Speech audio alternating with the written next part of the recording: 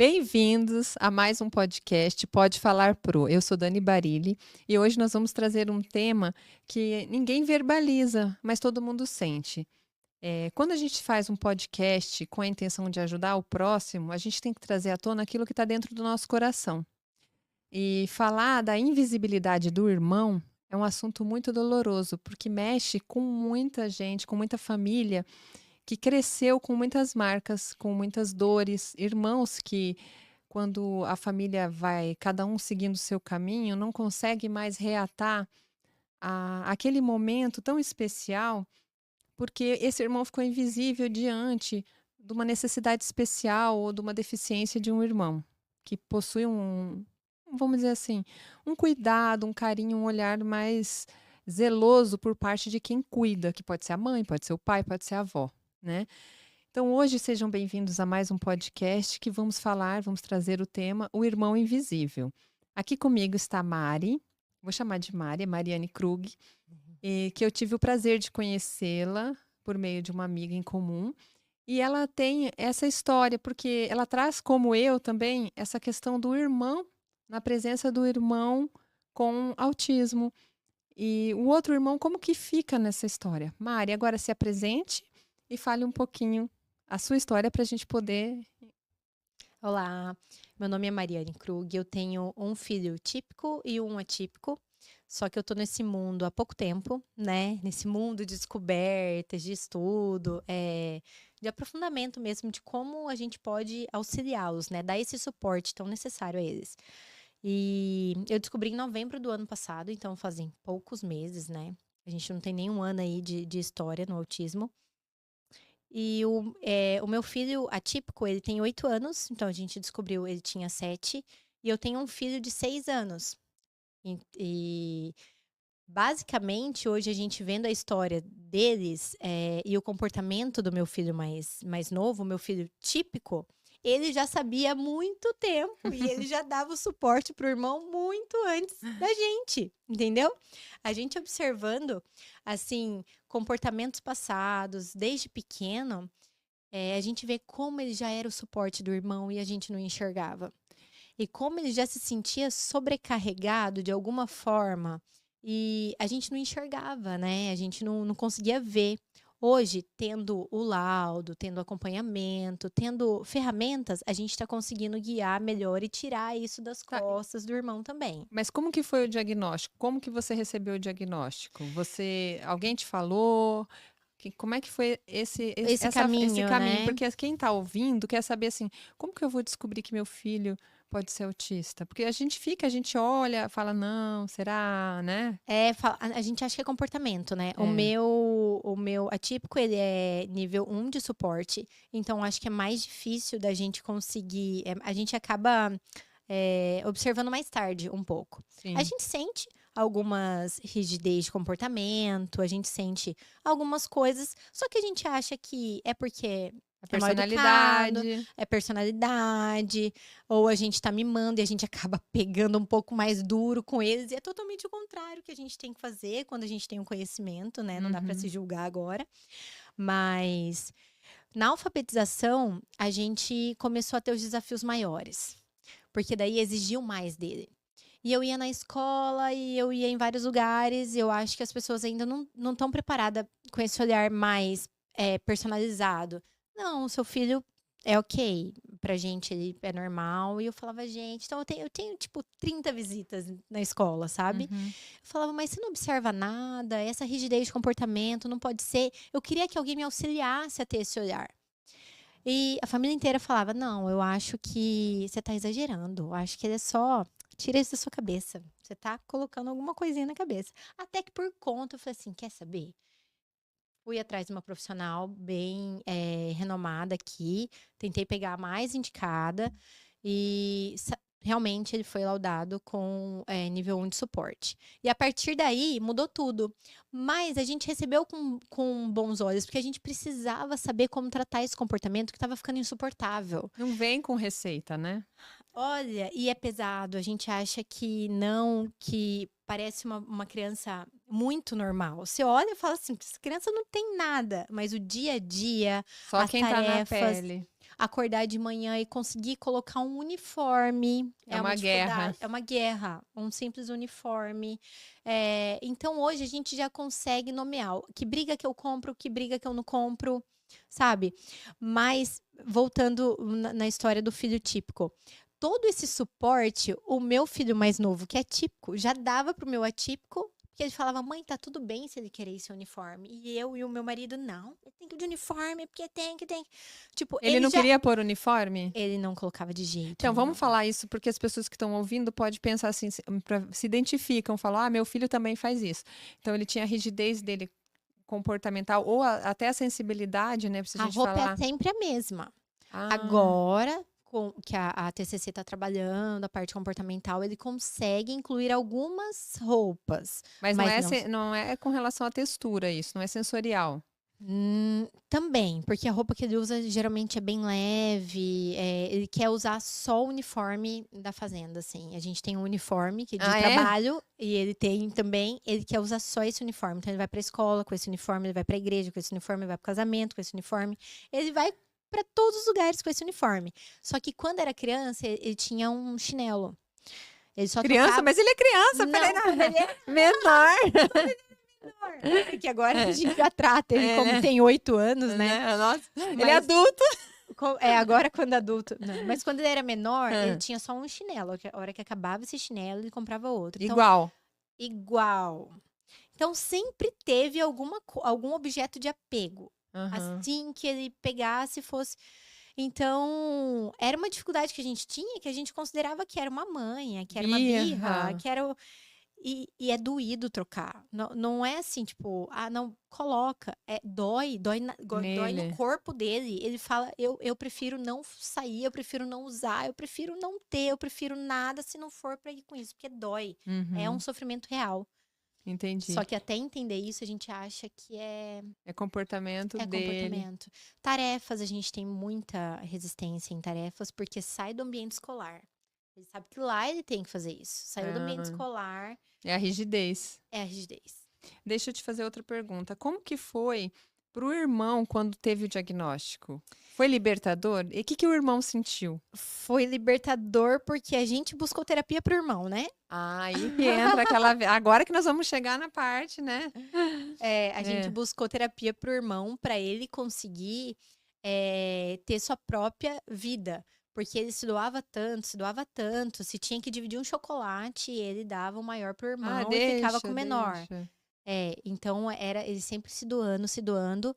E a gente buscou daí a terapia pro irmão para ele se posicionar, ele como um ser independente do irmão, e não independe das dificuldades que o irmão tem. E a gente pensou que isso é muito importante para a vida adulta, né? Para a identidade dele. Exatamente. Entendeu? Acabou que ele é muito bom, o meu filho típico mais novo, ele é muito bom em muitas coisas. Vou dar um exemplo. A gente tem umas arminhas lá em casa e a gente bota um alvo para eles acertarem no alvo. E ele é muito bom nisso. Ele não conseguia comemorar porque o meu filho atípico não acerta. Entendi. Daí ele ficava retraído. E ele é muito bom. Eu falava, você acertou. E ele ficava meio... Ele se retraído, sentia assim, mal pelo eu irmão. não posso acertar, porque meu irmão...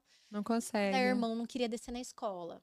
Daí, ele adora ir pra escola. Ele fazia manha porque, tipo, o irmão não desceu, como é que eu vou descer? Eu preciso dar o suporte pro meu irmão. Porque senão minha mãe, meu pai, pode brigar com meu irmão. Então, eu preciso estar junto nessa, que daí eles vai brigar menos ou vai brigar com nós dois. Ele queria sempre dividir isso. Ele, alguma vez, por exemplo, a minha filha, ela, por eu ter um menino autista, e o meu caso são gêmeos, é pior um pouco. Porque eles têm a mesma idade.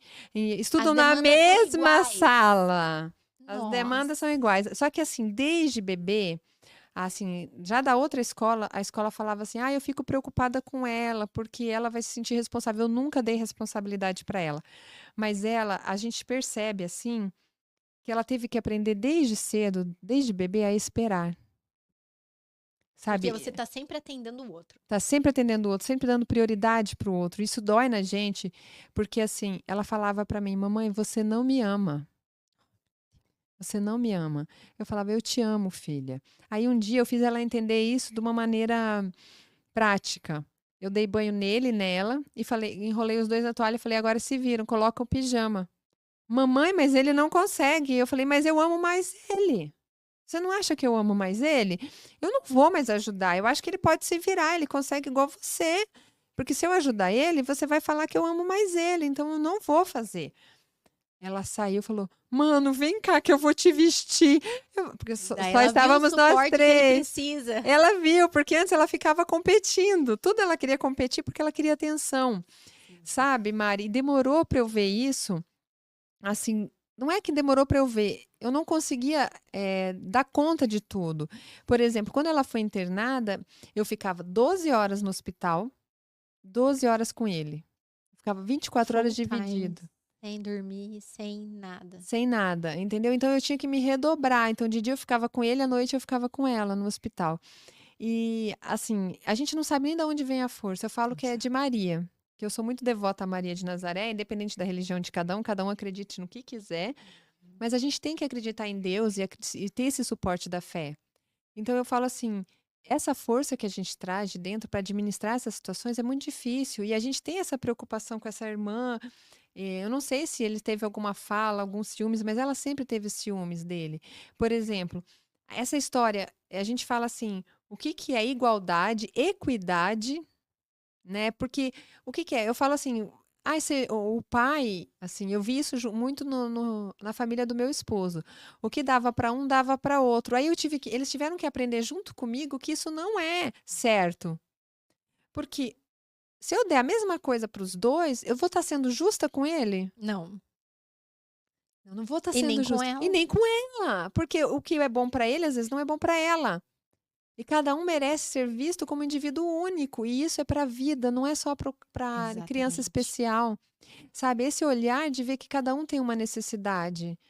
Entendeu? Cada um E é. eles precisam muito entender isso. É difícil a gente colocar isso em prática no dia a dia, mas a Uhum. gente tem que ter ferramentas para isso, com certeza. Sim, e buscar isso, sabe? A gente tem que entender que a gente não está no mundo sozinho. A gente não está num barquinho, ó, em alto mar, só eu e Jesus lá no leme. Não, porque às vezes Jesus manda outras pessoas na nossa vida para nos auxiliar. É essa troca, são as amizades, às vezes não é nem a família, mas os amigos, as pessoas que entram na nossa vida de uma maneira inesperada e saem sem a gente perceber. Mas ela E que nos ensinam muito, né? cumpriu a missão dela. A passagem é para te dar uma dica que pode mudar o seu dia a dia, né, a sua vida mesmo. A vida e assim, eu lembro assim, eu tenho uma lembrança que eu vi isso num filme. E eu lembro disso comigo. Eu saía para levar ele na terapia e eu fazia ela segurar na minha calça, porque ela também precisava ser cuidada. Só que eu não tinha como, porque ele não andava. Eu tinha que segurar ele no colo. E ela tinha que ter a responsabilidade de não correr na rua, não ser uma criança, teve que amadurecer mais cedo para não sofrer, porque ele também ela ia sofrer. Se ela corre, ela morre. Não tinha como eu ter, não tinha mais mão.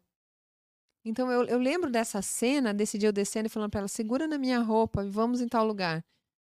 E a gente vai trabalhar com as armas que a gente tem naquele momento. A gente não tem muitas armas. E eu vejo assim, essa responsabilidade antes do tempo, essa maturidade, eu falo assim, eu consegui passar isso para ela de uma maneira muito, eu acho assim, muito boa.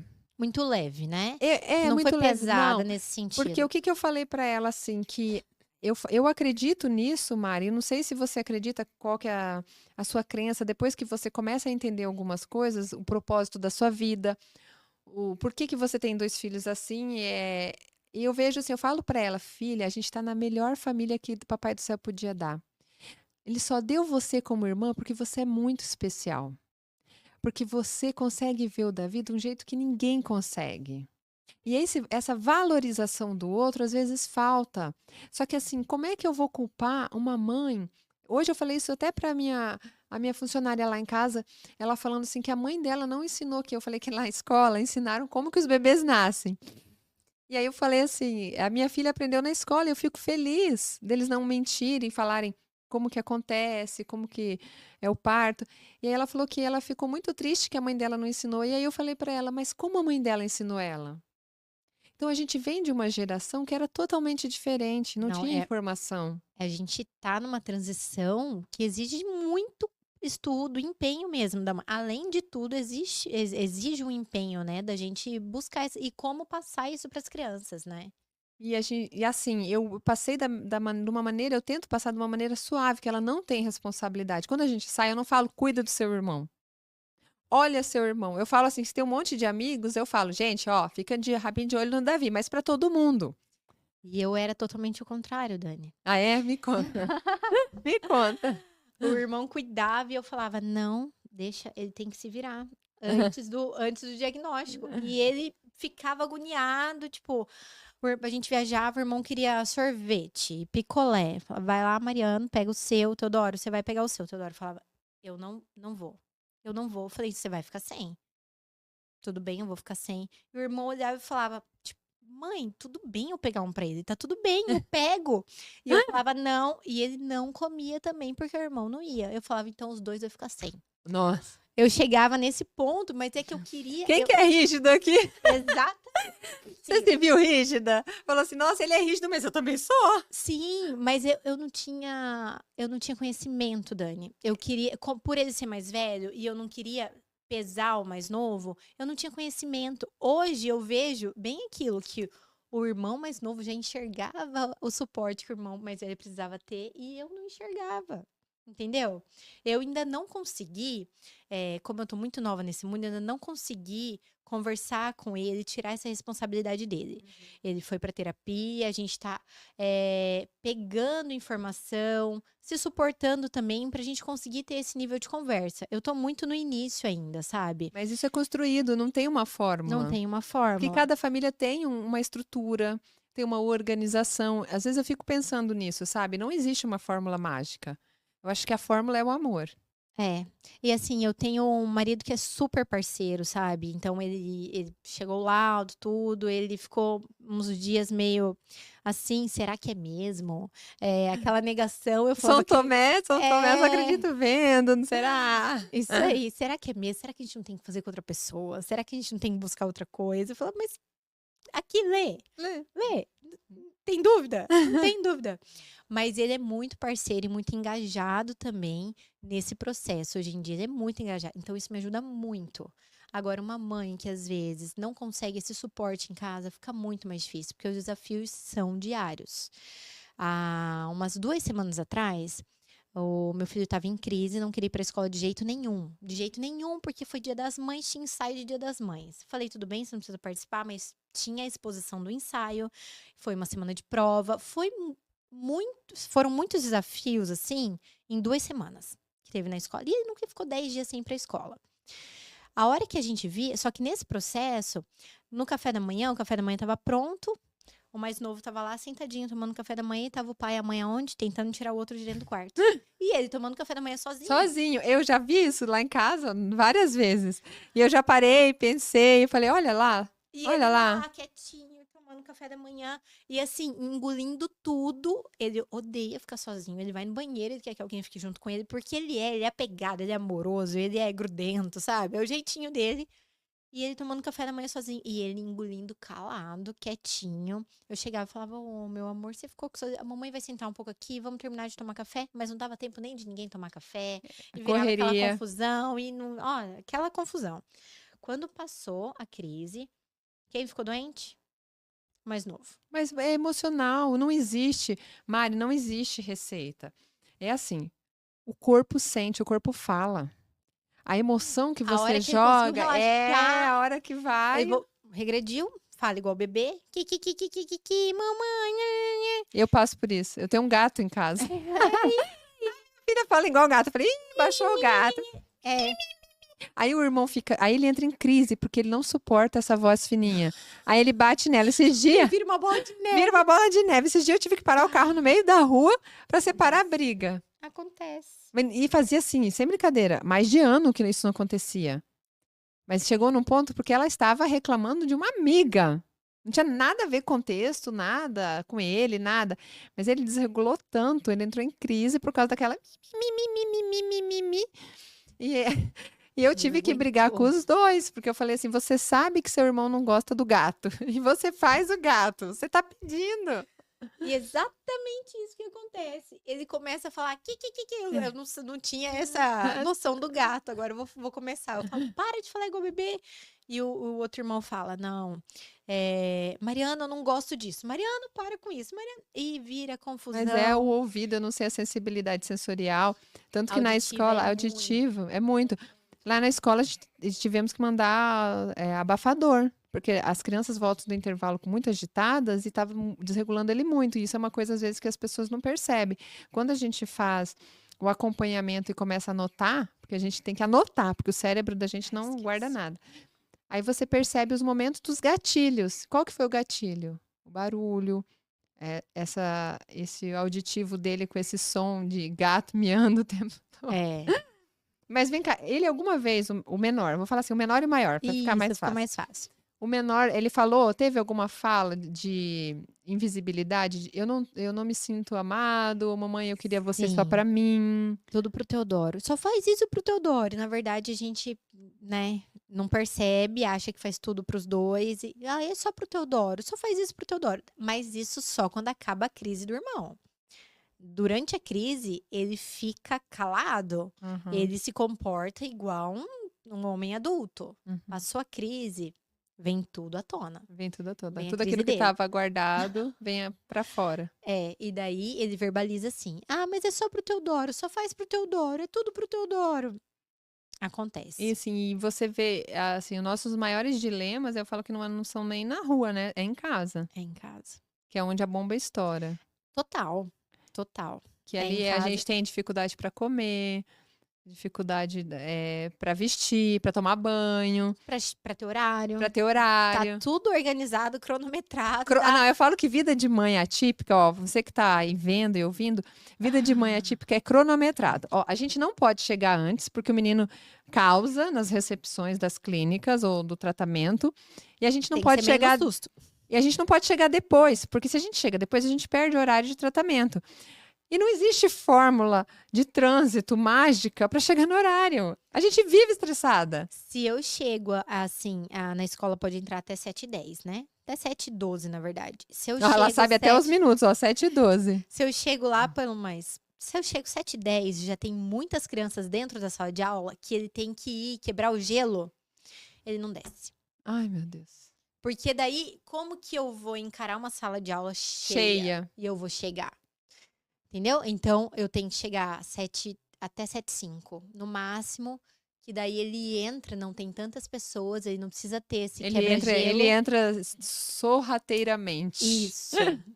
Não tão sorrateiramente, porque ele gosta de usar algumas coisas peculiares. Ele usa uma bandana aqui no pescoço. Tipo cowboy. Ele usa um casaco de neve. Não importa o calor que esteja no universo, mas ele coloca esse casaco. Ele estuda na mesma escola que meus filhos. E o ar lá é torando. A minha filha leva casaco todo dia, então eu vou defendê-la. Ah, então tá. Mas... Lá o ar é torando, o ar é... E aí... A touca e aqui. Então, ele não consegue passar despercebido. Uniforme, né? Isso é uniforme. E tá tudo bem. Mas é uma condição... Ele vai.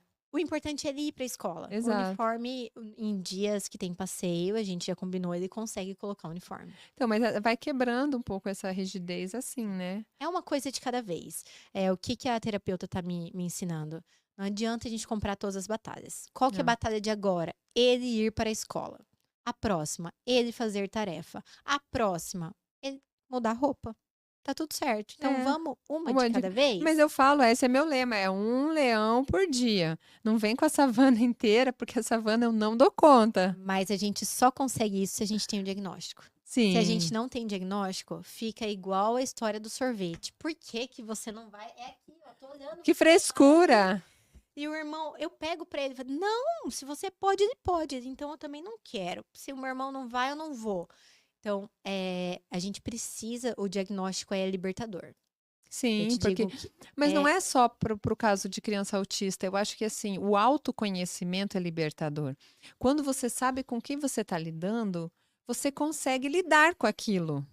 Porque quando você desconhece, aí você tem o medo, você tem inúmeros pensamentos, inúmeras Tem várias proposições, crenças que você crenças. trouxe do jeito que você cresceu, do jeito que seus pais cresceram, e que não dá pra gente continuar do mesmo jeito. E as pessoas não entendem. Não entendem, a família não entende. Não. Tá? Eu posso falar assim com causa, que eu passei já por situações que eu tentei explicar, faz assim, assim, assado, porque vai acontecer assim, assim, assado. Hoje mesmo, a terapeuta serviu o prato dele e ela não sabia, ela colocou caldo de feijão na comida e ele estava sem comer feijão e não pode nem colocar. E ele experimenta alimentos novos sozinho, eu ponho tudo na mesa e ele pode se servir. E ontem ele começou a comer milho verde, eu achei ótimo. Ela serviu o prato dele porque ela pôs feijão, ele não almoçou. A gente pegou. Aí ela tirou, fez um novo prato no prato que já estava o feijão. Ele não comeu. Tava sujo. Tava sujo. Uhum. E ele pediu para eu limpar a colher, porque a colher estava suja. Isso não é frescura, gente. Não é. Mas a gente achava que era. E aí eu peguei um prato novo, coloquei tudo de novo. E aí você pensa, isso é surreal, a gente tratando isso numa sociedade que falta comida na mesa. Agora você pensa, numa casa que você tem pouca comida, que você tem poucos alimentos, isso me passa na cabeça todo dia. Sim. Que as pessoas que não conseguem oferecer o alimento, como que essas crianças são tratadas? Que nível que está isso? Que a gente, assim, nós somos privilegiadas. Muito, graças a Deus. E nosso papel, nosso serviço social é justamente esse: falar para as pessoas que existe saída. É o amor, é um passinho de cada É um vez. passinho de cada vez. Isso tranquiliza demais. Porque, cara, a gente não vai mudar o mundo. Eu lembro, assim, quando eu peguei o livro para ler lá, eu te mandei o livro, A Nutrição pelo Pelo Autismo. autismo. Eu falei, cara, eu não vou dar conta. Não vou dar conta dessa guerra. Meu Deus do céu, olha aqui, eu tenho que comprar um canhão, uma bala, uma armadura. Eu falei, não vou dar conta. Não, peraí, respira, não pira, um de cada vez. Um passinho de cada vez. E assim a gente vai vencer. O negócio, eu acho que para toda vitória, o segredo do vitorioso é não desistir. É, e fazer um de cada vez, realmente. E vendo as evoluções, né? Essa questão da alimentação lá em casa é algo muito que a gente leva muito à risca, porque eu vejo uma evolução muito grande. E eu também penso, e quem não consegue? Você pensa também? Eu Passa na penso, sua cabeça? passa porque é uma melhora tão grande, até comportamental, uma melhora tão grande comportamental, de qualidade de vida, essa questão da alimentação, e como as pessoas não têm acesso, né? Então, Mas a gente vai fazer nossa parte, mudando o que a gente consegue. Por exemplo, eu falo assim, que a gente não consegue, talvez eu não consiga dar um comprimido de vitamina D, mas se meu filho tomar sol todo dia, 10 minutinhos, o máximo do corpo que ele conseguir, pronto, ele já está vitaminado. E o sol está aí. E isso não tem custo nenhum, custo zero. Então fica a dica, vamos mãe. trocar o macarrão por outra coisa? Outra coisa, uma mandioca. Mandioca, batata Mandioca doce. Coisa que tem um custo baixo que você consegue substituir. E vai substituindo Isso. devagar. Isso. E assim, como a vitória do milho verde. A vitória do milho verde. Gente, para uma mãe típica, não faz diferença nenhuma a criança comer, não comer. Mas para a mãe que o filho não come, que fica 2, 3 dias sem comer, como é o meu caso, quando ele é por causa da rigidez, não é nem a seletividade alimentar, é a rigidez. Faz com que ele não coma. Então, quando ele come, nossa, é uma alegria, é uma festa. E comer milho. Milho, né? pô, amarelo, bolota, olha quantas características. Mas me fala uma coisa. O que a escola, o que as escolas não veem nesse filho invisível, por exemplo? Vamos falar do menor. Porque assim, quando você tem um irmão típico, é uma coisa. O atípico, por exemplo, o atípico, ele já tem o laudo, eles olham com outros olhos. Eu brinco assim, o meu filho é café com leite, na educação física. Café com leite. É café com leite. A gente antigamente falava café com leite, que na brincadeira ele tem menos peso. Mas agora, assim, se você pega uma criança que é irmão, como que a escola vê essa invisibilidade? Tem esse olhar? Você sentiu esse olhar pro menor? Eu vou falar o menor. Não consegui sentir esse olhar pro menor, não. Na verdade, ele é muito bom em muitas coisas. Matemática, ele é ótimo. Assim, ele se destaca, mas é aquele negócio, ele sempre se retrai porque o irmão é ruim. Daí a gente vai na reunião da escola, fala, nossa, como ele é ótimo em matemática. Daí eu falo, nossa, Mariano, a professora te elogiou. Ele fala, não, eu nem sou tão bom assim. Tipo, ele não modesto, consegue. ele consegue. Então, mas Mas ele não, como é que eu vou falar? Ele não aceita. ele não aceita por causa do irmão, mas ele tá no processo, ele tá na terapia, ele tá conseguindo se posicionar mais do que antes. Sim, Então, eu acho que é um processo que a gente vai conseguir tornar um vai. adulto independente do irmão. Mas esse olhar, eu não consigo ver se a escola faz essa relação, não. Eu acho que, assim como a gente em casa, às vezes, na hora da crise, a gente não consegue, dosar isso, eu acho que a escola não consegue fazer essa Ter esse relação. olhar, né? Até porque, no meu caso, eles são, séries distintas, né? É. Então, não acho que eles não relacionam Mas, por muito. exemplo, quando o mais velho não quer ir pra escola. Agora o mais novo vai, depois da Ah, tá terapia. vendo? É isso que eu queria saber. Mas porque chegou Pro ano nessa. passado ele não ia. Não ia, meu irmão não vai, eu não vou. Eu não vou, preciso ficar junto, porque senão você pode pegar pesado com meu irmão. Antes do laudo, eu pegava pesado. Eu falava, mas como você não vai? Você vai ficar o dia inteiro trabalhando comigo. Você vai ficar o dia inteiro andando comigo. Você vai Ele ficar o dia inteiro. adorava. No fim das contas, ele adorava. Mas agora ele só olha assim, o irmão fazendo birra, ele dá uma olhada, pega a mochilinha dele, ó, vai. É, então. Mas aí ele entra, os amigos perguntam. Teve relatos na escola de que ele até ficou nervoso, porque os amigos perguntam: cadê o Teodoro? Cadê o Teodoro? E ele ficou nervoso. Ele falou assim: eu não sei do Teodoro. Eu não sei do Teodoro. Eu não sei. Eu não sei. E ficou Não nervoso, é sabe? responsabilidade minha. Isso. Só que ele sente, né? Gente, eu falo assim porque eu perguntei pra Clara. Falei, Clara, você quer fazer terapia? No começo ela falou, mas por que que eu tenho que fazer terapia? Aí eu falei, filha, porque conversar com alguém que não é uma pessoa neutra é muito bom. Porque com ela você pode falar qualquer coisa, ela não vai ter julgamento de valor, ela não tem nenhum vínculo com ninguém, ela não vai puxar nem para vovó, nem para mamãe, nem para o papai, nem para o Davi, ela vai olhar você. Aí ela falou: "Ah, mãe, não sei, eu posso pensar?" Eu falei: "Pode, fica tranquila." Aí passou uma semana, acho que eu quero fazer terapia. Aí eu pedi a terapia, consegui. Aí, mas foi isso, sabe? Ela ficou toda faceira, porque ela se sentia importante por ir na Sim. terapia. O No Mariano se meu sentiu muito momento. importante de ir na terapia. Ele se sentiu muito importante, isso é verdade. Ele começou no comecinho desse ano. E era sempre o Teodoro, ele ficava comigo na sala de espera esperando, né? É, Ficava a comigo, espera sabe? do irmão. A espera, tudo, ele fica junto esperando. Aham. E a hora que eu consegui encaixar outra terapeuta no mesmo horário, nossa, ele se sentiu muito importante. E a gente tá colhendo bons resultados, viu? Eu tô muito feliz, assim, com esse olhar que a gente teve, sabe? O irmão precisa também. Porque ele precisa se posicionar no mundo. E realmente não Sim. adianta só o pai e a mãe falar, não carrega seu irmão. Ele é irmão, Ele é nasceu irmão, junto, da mesma é. mãe, sabe? Do coração ali, o mesmo útero. Eles dividiram vários lugares juntos e eles dividem tudo, né? No caso dos seus, dividiram o mesmo Mesmo útero. Eu falo isso pra ela. Olha aqui, tem que Ele vai carregar. dividir. Porque vocês dividiram até a barriga. Tem Tem um como ela não porquê. carregar, sabe? Só que E isso assim, na vida adulta, isso é muito e deixa eu te importante ele se perguntar uma posicionar. coisa agora, assim, que nem tá no roteiro, nem nada, pra você ver, uma conversa. Ele pediu outro irmão? Já aconteceu? Não, nunca pediu.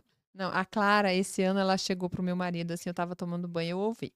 Eu até postei no Instagram, ela falou assim, papai, eu quero fazer meu pedido pro Papai Noel. Ele, mas já? Em abril? Não era nem maio ainda. Papai, é o seguinte, é que a minha amiga Antonella, ela pediu pro Papai Noel e o Papai Noel atendeu. Então eu pensei em fazer igual, mas o que ela pediu pro Papai Noel? Papai, ela pediu um irmãozinho. Porque eu queria alguém para brincar comigo. Nossa, nessa hora o coração da gente racha no meio. Sim. Porque o meu filho, Davi, ele é nível 3 de suporte. Então ele tem interação baixa, zero. Não faz questão de brincar com ela. Raros momentos que eles brincam juntos. Ela sente falta. Sente muita falta, sabe? A gente Até tenta... porque é o dia inteiro, né? Vai pra escola junto, almoça junto, fica café da manhã. Ela queria, né, uma troca. Uma troca. E não tem. E daí ela pediu um pro Papai Noel, um irmãozinho. Não. Mal ela sabe que a fábrica fechou. Fechou. É só Deus na causa, porque o marido fez vasectomia, então eu brinco assim, já é pesado. É por isso que eu te perguntei, mas ele é novinho ainda, calma, dá tempo. Porque mas, assim, eles brincam muito, né? então, e brigam porque... muito também, né? O Ah, dia então. inteiro. Mas eles se interagem, eles passam o dia inteiro junto, eles brincam, eles têm uma interação muito Então, mas é grande. que o seu é nível 1 de suporte. Isso. Aí, assim, a gente pensando no nível 3 de suporte, a gente às vezes fica pensando no futuro. Que é... a gente não sabe o que vai ser do futuro. Então, a gente não... A gente fica com receio de... Eu não quero que ele seja um peso para ela. Eu quero que ele seja funcional, autônomo. Dani, esses dias eu pensei na sua vida. Você pensou De na minha verdade. vida? Aham. Desculpa, vou. Agora eu Abre vou o coração, desabafar, vou abrir abre. o coração. Tava lá em casa, tinha acontecido alguma situação e eu lembrei exatamente disso. Porque eu vi o seu post falando que a sua filha pediu um irmãozinho, né? É. Eu falei assim, cara, como que é essa situação? É assim, mesmo não tendo peso, a gente acha que os filhos vão viver muito mais que a gente, né? Sim. E aí, qual que é a responsabilidade de tornar um nível 3 autônomo? Como fazer isso para não ser um peso, que nunca vai ser um peso, mas para não ser uma responsabilidade. Isso.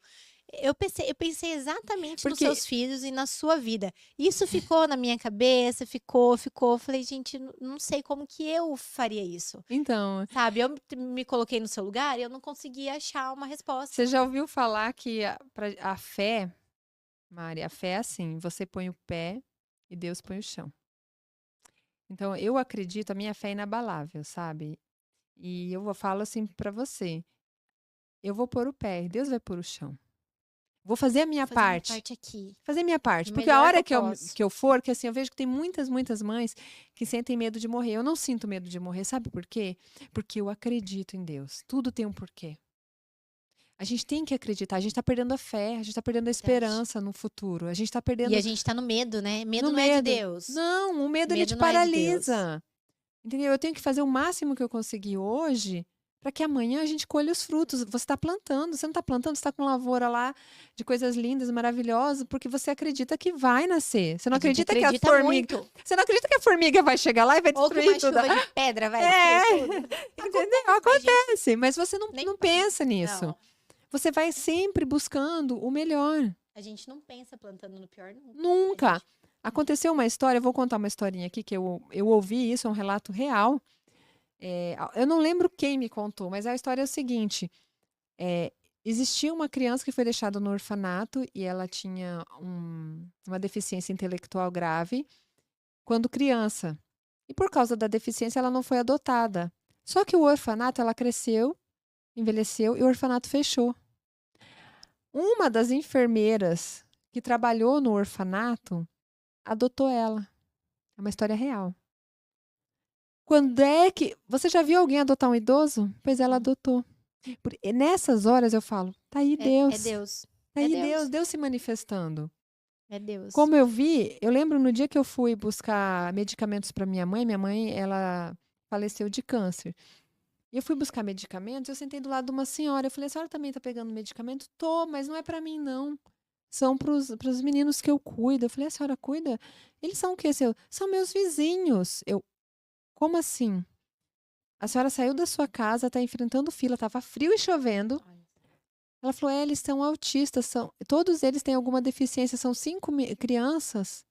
E eu cuido deles, porque a mãe deles está em depressão, a mãe deles está ruim. Não dá conta, cuida. A vizinha, gente, assumiu. Então, existe esse Deus, esse Deus que vai auxiliar, sabe, Mari? Então, nessas horas, a gente tem que fortalecer nossa fé e, lógico, fazer. Entendeu? A gente tem que construir uma fundação aqui, a gente tem que fazer nossa parte. Eu acho que a gente tem uma obrigação social. A gente fica muito na razão, né? Tipo, sair da nossa bolha e trabalhar em prol disso. Por quê? Esse papo de falar assim, olha, tem um irmão invisível. Gente, dá uma olhada, sabe? Eu sempre procurei a resposta do porquê do Davi. Eu não olhava a Clara. O dia que eu olhei a Clara, eu encontrei a resposta de Deus, que é o amor. Não existe terapia que vai dar jeito, não existe uma tecnologia, uma ciência sem o amor. Nós não somos robô. Hoje eu vi uma coisa, Mari, vou até falar para vocês que me deixou chocada. Uma colega minha escreveu um livro, alguma coisa, eu não lembro se era educação, se era alguma coisa relacionada ao ensino, humanizada. Eu falei, gente, pera aí. Existe o ensino desumanizado? Não, porque se é para humanos, é igual saúde humanizada. Gente, É para humanos. é para humanos. Se é um médico, não é um médico veterinário, né? Pela lógica, deveria ser para humanos. Não precisava escrever o óbvio. Isso é óbvio. A educação tem que ser humanizada, porque a gente está trabalhando com pessoas, com humanos. Não existe método eficaz sem um professor por trás. Não existe tratamento sem um terapeuta humano por trás. As pessoas estão se perdendo nos valores, Mari. E a gente está tentando regredir isso para falar o óbvio. Falar o óbvio. Por exemplo, assim, as pessoas... Hoje eu estava conversando com a doutora Márcia e falando assim, como pode um médico esquecer a medicina, o juramento dele, esquecer os valores dele, ir para o lado totalmente capitalista, material, e esquecer de todos os seus valores e enriquecer no meio da tristeza e da doença dos outros. E olhar um ser humano e não conseguir ter essa empatia de ele está precisando disso, né? Exato. É assim, isso me choca, gente. Isso me choca. Eu falo assim, quando eu vivo no mundo, quando eu venho para esse mundo, quando eu paro e olho o céu, eu falo, deve ter algum lugar melhor, mas a gente tem que ser melhor aqui também. Seja um sorriso, seja um bom dia, seja uma atitude. Seja uma gentileza. Seja a gente ensinar nossos filhos Exato. A ser melhor, a olhar alguém na rua com empatia. Com empatia. Abrir o vidro muitas vezes e falar, hoje eu não tenho, mas olhando no olho. Fala pra mim, o que o diagnóstico mudou a sua vida? A dor mudou o seu afeto. Mudou todo o olhar, mudou tudo. Na verdade, mudou muita coisa. Agora você me falou uma coisa que é verdade. Não adianta a gente ficar buscando o porquê. Na razão, eu já fiquei também buscando o porquê. E é o amor. Olha o amor que esse irmão tem pelo outro. Olha o que uma criança tão pura consegue conseguir enxergar o suporte que os adultos, cheios de razão, não conseguiam enxergar. Olha só, olha os que ditames sociais, aquelas regras passadas de pai para filho, estavam impedindo vocês de verem com o coração. Isso. E o pequeno, que é totalmente puro amor, e ele é apaixonado nesse irmão, ele faz tudo por esse irmão, ele é puro amor. Parece que é a alma gêmea dele, sabe? De vidas, assim. Ele enxergava totalmente o irmão. E ensinando o pai e a mãe ali, cabeça dura, cabeça dura. Eu sou uma cabeça dura. Precisou de um laudo, precisou de um diagnóstico pra gente conseguir enxergar essa questão do amor. Mas obrigada, eu aprendi demais com você essa questão de você dar o primeiro passo, que Deus bota o chão. A gente tem que ensinar os filhos e as coisas vão indo. Porque isso me preocupou um dia, realmente. Eu falei assim, como que a Dani deve lidar com essa situação de não deixar esse suporte todo para a filha, né? Então, mas eu me perguntava, porque às vezes, Mária, eu vou ser bem sincera com você. Quando eu tinha muito preconceito com relação a essas mães que têm um monte de filho, porque eu falava assim, como que pode não ter responsabilidade, sabe? E eu sempre fiz as perguntas erradas. Eu não entendia o que Deus queria falar com aquilo. Que às vezes ali tem mais amor do que muita gente com condições financeiras. Eu tinha um aluno, 2 alunos, os 2 irmãos foram meus alunos. A mãe era usuária de droga, ela não tinha nem os dentes na boca. Mas ela me respeitava e respeitava a educação de uma maneira que está faltando hoje na sociedade. Ela falava assim, tirei esses meninos debaixo da cama se escondendo, que não queria tomar banho para vir para a escola, mas eu tirei. Eles tinham um amor nessa mãe e foi tirada a guarda dela, porque ela é usuária de droga. Gente, imagina o coração dos filhos, né? Era o amor mais lindo que eu já vi. De uma pessoa usuária de droga, por que ela usou droga? O que aconteceu na vida dela antes? Qual era a fragilidade, Qual era a fragilidade dela? O que ela passou? Será que ela realmente que ela não conseguiu um suporte, né? Exato. Essa fragilidade não foi atendida, de alguma forma. Sim, e aí mas o amor nunca faltou. E aquele amor eu não esqueço. Aquele foi o exemplo de amor mais lindo que eu já vi na vida. Da pessoa não ter o dente na boca, mas não deixar faltar nada para os filhos. Os filhos dela iam limpos, os filhos dela iam com roupa sempre ajustada, sempre em linha, enquanto tem outras pessoas que não estão nem aí. E aí, aquela cena, assim, eu falo que a gente é muito egoísta. A gente tendo tudo, mas eu não vou conseguir dar conta de pagar uma escola boa, eu não vou pôr mais um no mundo. Quando deveria ser o pensamento ao contrário. Se eu tenho vou fazer pessoas boas pro mundo. Eu vou colocar pessoas boas no Boas mundo. nesse mundo, pessoas de bem, pessoas de empatia, pessoas que não vão sofrer, que vão conseguir reproduzir isso mais, para a gente ter um mundo melhor. A gente está indo no caminho inverso. É, Quem poderia dar um filho, vamos dizer assim, com uma qualidade de educação, com uma atenção de qualidade, com momentos muito não tá querendo prazerosos, ter filho. não está querendo ter filho. Então, assim, a gente está com os valores totalmente distorcidos. E aí, às vezes, eu penso, sabe, assim, no egoísmo. Quando meus pais adoeceram, o meu suporte foi meu irmão caçula. Você leu lá, meu irmão caçula, que veio sem planejar. E eu agradeço a Deus por isso, por ter enviado, arrumado um jeito. Quando eu vejo aqueles bebês com DIU nas Aham. costas, eu falo, obrigada, Deus, olha você provando que você é superior a qualquer coisa. E que essa pessoa tem uma missão incrível no mundo, né? Porque senão não passaria Não por tantas estaria. barreiras assim. Exato, e muitas barreiras. Então, assim, eu falei assim que eu ia até falar de um caso que eu conheci uma pessoa que até hoje ela não perdoa a mãe por ter dado atenção só para o filho especial. E assim, eu fico triste por essa pessoa, por ela não ter visto a oportunidade de ser uma pessoa melhor. E olhar por essa mãe com empatia e se pôr no lugar dessa mãe. Como essa Se mãe foi pôr no lugar. criada, o que essa mãe passou, o que, sabe? É muito egoísmo E eu hoje olhar a só gente para o ainda meu tem umbigo e ver. informação, né? E E a mãe não coloca tinha. 5 anos atrás, É. a gente não tem a informação que tem hoje, não vai ter a que tem daqui 2 anos, e assim vai. A mãe não tinha, A né? mãe não tinha. Então, assim, eu acho que a gente tem que mexer no baú das nossas dores e ressignificar. É, mas pra mexer no baú, Dani, a gente precisa querer se conhecer, né? Querer, mas essa é a virada de chave, esse é o propósito da vida. É você fazer a diferença.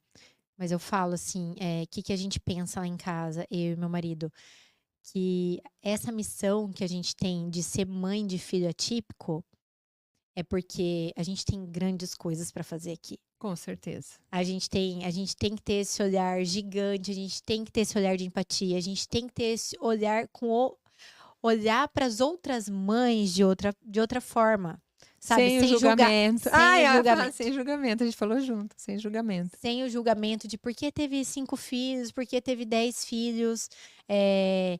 Vem, assim, muito como uma missão de vida. Então, as mães de filhos atípicos aí, abram os olhos, porque a gente tem grandes coisas para fazer, porque a gente tem que passar por umas batalhas invisíveis também, Invisíveis. que só a gente que tá em casa vê. Quem não tá na nossa casa muitas vezes não enxerga e nos julga muito também. A gente tem que aguentar esse julgamento, porque às vezes é exagero, às vezes tá fazendo uma tempestade em copo d'água e não precisa de tudo isso, mas não vive todos os dias. Não calça seu sapato. Eu falo, calça o meu sapato, e daí a gente conversa. Eu sempre falo isso. Hoje eu tenho um olhar, cada mãe que eu vejo, eu tenho um olhar muito diferenciado e com certeza hoje, quando a gente pensa em Maria, mãe de Jesus, a gente se põe no lugar dela muito mais real do que antes do laudo, do que antes dos desafios que eu passava e não tentava enxergar. Cara, ela viu o filho dela morrer, né? Pois é, injustamente. Injustamente. Hoje a gente vê uma injustiça na escola por causa de lanche, você já tá lá. Brava, Leoa. Exatamente. Então, assim, eu vou dar a minha última palavra é falar assim que a inclusão, eu vou falar até para você que está assistindo. A inclusão deve começar em casa. Quando a gente fala de inclusão e o trabalho, tirar o filho, o irmão da invisibilidade, tudo isso tem que começar dentro da nossa casa, sabe? A família tem que se unir, a família tem que amar. Todos, cada um com a sua dificuldade, cada um com o seu problema, cada um com a sua genialidade, característica pessoal. Só assim a gente vai conseguir expandir isso para o mundo, porque o primeiro universo social é a família, depois é fora. Então, assim, fica aqui a minha dica para você começar a fazer em casa. Que cada um seja visto como é, dentro da sua particularidade, dentro da sua identidade. Mari, dá um recado, pode olhar para a câmera, fica à vontade, para quem está ouvindo, para a gente finalizar. Bom, já que o foco aqui é o filho invisível, né?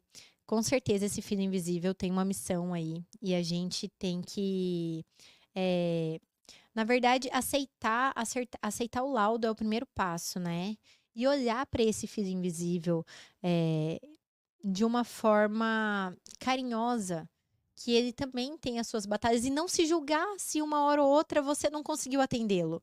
Porque ele não precisa tanto desse suporte, ele precisa ser visto, a gente tem ferramentas para isso, mas não ficar se julgando e apenas ir usando as ferramentas para incluí-lo, né? É bem isso. Porque a empatia que a gente vai criar nessa criança, se a gente souber guiar, vai ser incrível para o mundo. Se a gente souber guiar para não ficar igual a sua amiga que culpa a mãe porque não. Então, se a gente souber guiar isso dentro de casa, não é uma tarefa fácil, é algo que a gente precisa todos os dias acordar e pensar que você tem duas pessoas totalmente diferentes e que precisam de necessidades diferentes e que essas necessidades não é porque um precisa de mais, outro que precisa de menos, né? E elas têm que ser atendidas.